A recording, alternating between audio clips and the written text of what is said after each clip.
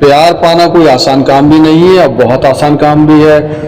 प्यार पाने वालों के लिए कोई भी चीज़ें आसान हो सकती हैं और कुछ चीज़ें मुश्किल हो सकती हैं। प्यार क्या है? प्यार एक मैं समझता हूँ जज्बा है। और आइए मैं इस चीज़ से रिलेटेड आपको एक बहुत ही अच्छी कहानी सुनाता हूँ कि प्यार मिल गया या नहीं मिल गया। तो एक दीपक नाम का एक लड़का रहता था एक शहर में। शहर की चकाचौंध में सब लोग चुप हो जाते हैं। तो वो लड़का जो था बहुत ही जबरदस्त और बहुत ही अच्छा पेंटर था। साथ ही एक लड़की थी फोटोग्राफर।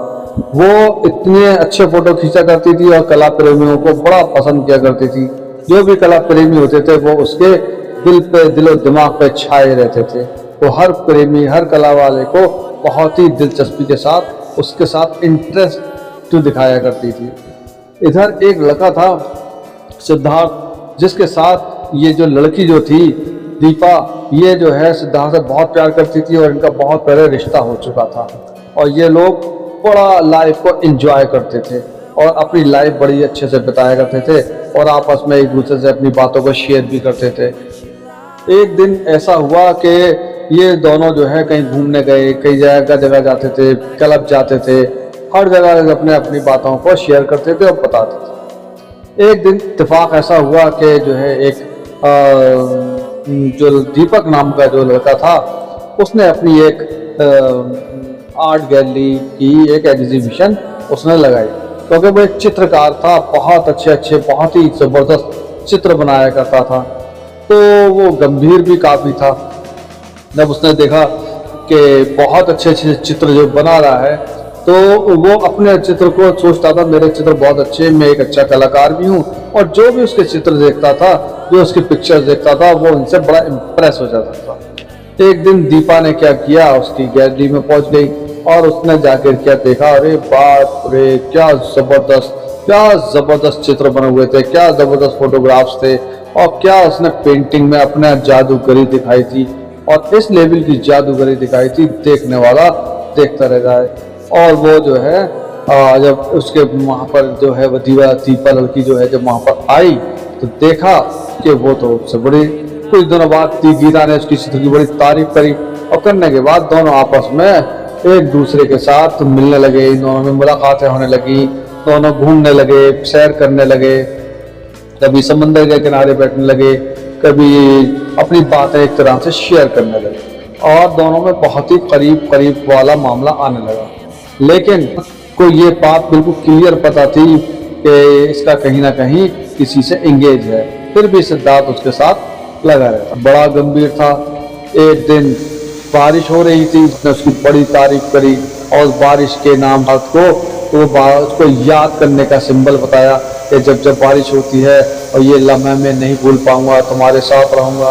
तो उसने एक दिन से बहुत ज़बरदस्त पिक्चर बनाई उसकी, और बनाने बाद उसको दीपा को पिक्चर दिखाई, उसकी फोटो दिखाई और दीपा तो भैया देखते ही उसके तो होश उड़ गए, बोली इतनी शानदार पिक्चर। और उसने वहीं पर उसको प्रपोज कर दिया। वो उसने दीपक ने जैसे ही प्रपोज करा तो वो दीपा एकदम अपना हाथ छोड़ा दिया था झटका मार के, बोली नहीं भैया माफ करो, मैं तो ऑलरेडी कहीं इंगेज हूँ, मेरी तो ऑलरेडी शादी तय हो चुकी है और मैं तुम्हें कैसे जो है तुम्हारी बात मान सकती हूँ। इस तरीके से दीपा के आंखों में अब आंसू आने लगे, एक मुस्कान चेहरे पे, एक डरावनी डरी हुई मुस्कान उसके दिमाग में आने लगी।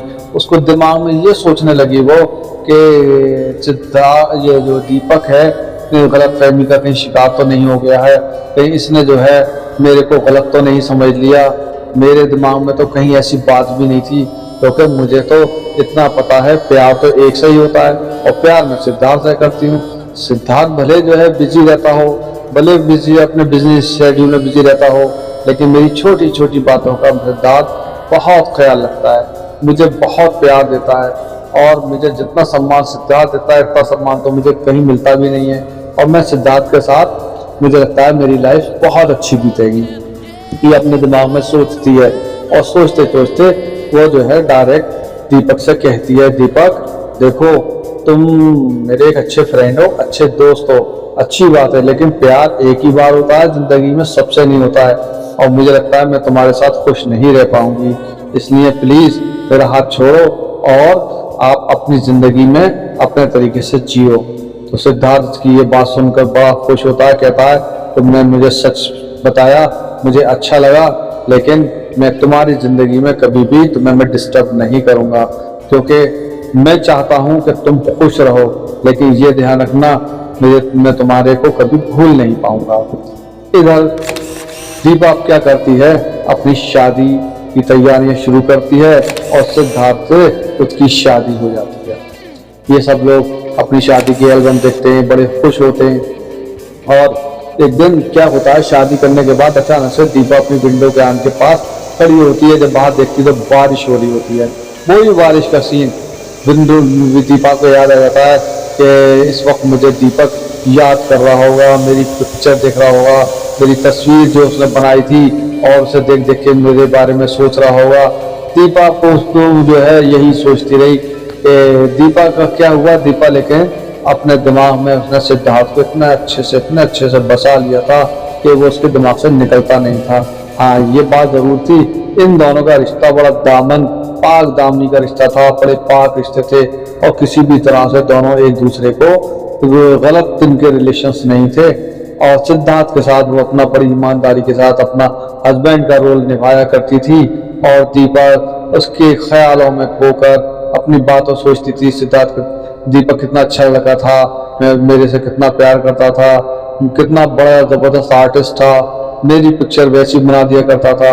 और वो क्योंकि खुद एक कलाकार थी, एक फोटोग्राफर थी, तो इसलिए ये दीपक को हमेशा अपने आप को उसके साथ ऊपर समझती थी, ऊपर रखती थी और दीपक से बहुत क्या कह सकते हैं, एक तरीके का रूहानी प्यार करती थी, ना कि मसनूई प्यार। तो हस्बैंड को के साथ हस्बैंड वाला प्यार करती थी और इस तरीके से दीपक के साथ दीपक वाला प्यार करती थी। अब एक दिन क्या होता है कि ये लाइफ चलती रहती है, सब सुकून से सब बीतता रहता है और इस तरीके से इन लोगों की अलग दूर दूरियों में बढ़ती चली जाती है। तो हमने इस कहानी से क्या सीखा, हमने इस कहानी से सीखा कि रिश्ता चाहे कितना ही बड़ा हो, चाहे कैसा ही क्या ना हो, अगर रिश्ते में ईमानदारी है, भरोसा है, तो कामयाबी मिलनी ही मिलनी है। वो रिश्ता लंबा चलेगा, 10 साल चलेगा, ये नहीं है कि कुछ चंद टाइम चलेगा। रिश्ते को अच्छा चलाने के लिए सिर्फ एक माइंड सेट होना चाहिए, एक दिमाग होना चाहिए। रिश्ते में क्या होना चाहिए, रिश्ते में कभी दरार नहीं आएगी। आपके कॉन्सेप्ट अगर क्लियर है, आपका बेसिक क्लियर है, आपके फंडामेंटल्स क्लियर है, तो रिश्ते में कभी दरार आ ही नहीं सकती।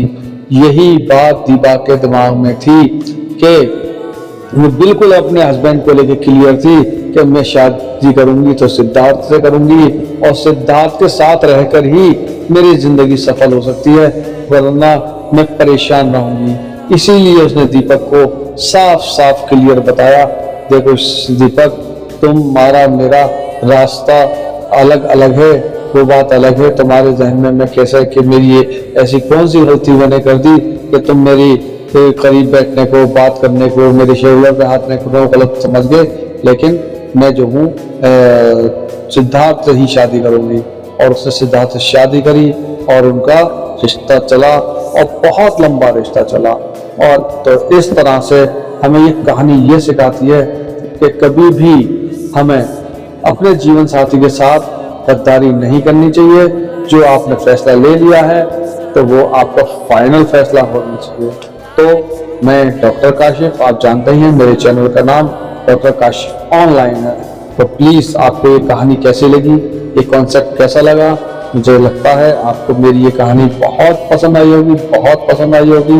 देखिए, वीडियो बनाने में बहुत मेहनत लगती है, मैंने बड़ी मेहनत करके वीडियो बनाई है। और ये ट्रायंगल सीरीज जो मैं आपके लिए लेकर आया हूँ आज की, ये बहुत ही अलग तरह की उन लोगों के लिए है, ये पूरी पॉजिटिव से भरपूर है। ये उन लोगों के लिए है जो समाज में कभी कुछ गलत नहीं करना चाहते, जो समाज में हमेशा सही करना चाहते हैं। अगर इस पॉजिटिव स्टोरी को आपको पसंद आई हो तो प्लीज़ लाइक करिए, सब्सक्राइब करिए और शेयर करिए प्लीज़।